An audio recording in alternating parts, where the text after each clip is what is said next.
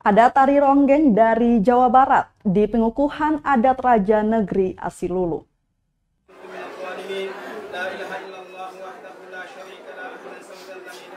Pengukuhan adat Raja Negeri Asilulu, Maluku berlangsung meriah dihadiri ribuan pengunjung Senin 17 Januari 2022 pagi.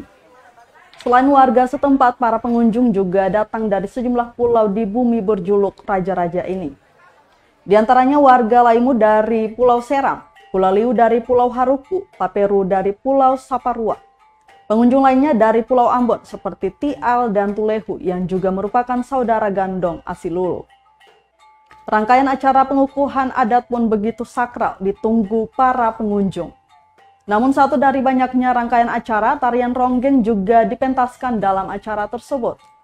Dari pantauan tribunamen.com, sebanyak 10 remaja putri mempergerakan tari ronggeng untuk para tamu undangan yang hadir.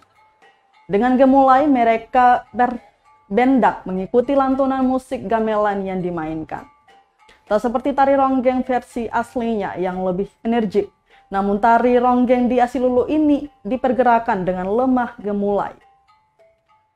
Konon katanya tari tersebut diperkenalkan saat masuknya agama Islam dari salah satu tokoh agama Jawa Barat di bumi Asilulu. Berabad-abad yang lalu menggunakan kapal kayu bernama KM Rone.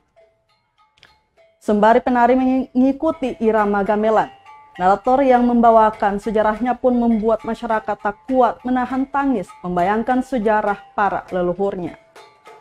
Diketahui dilantiknya Upulatu Reza Fahlevi Eli telah mengisi tahta negeri Asilulu yang kosong selama 16 tahun.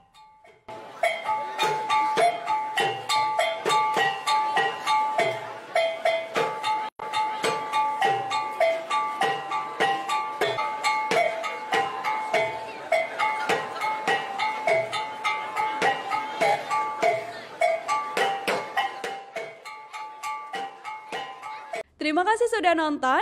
Jangan lupa like, subscribe, dan share ya.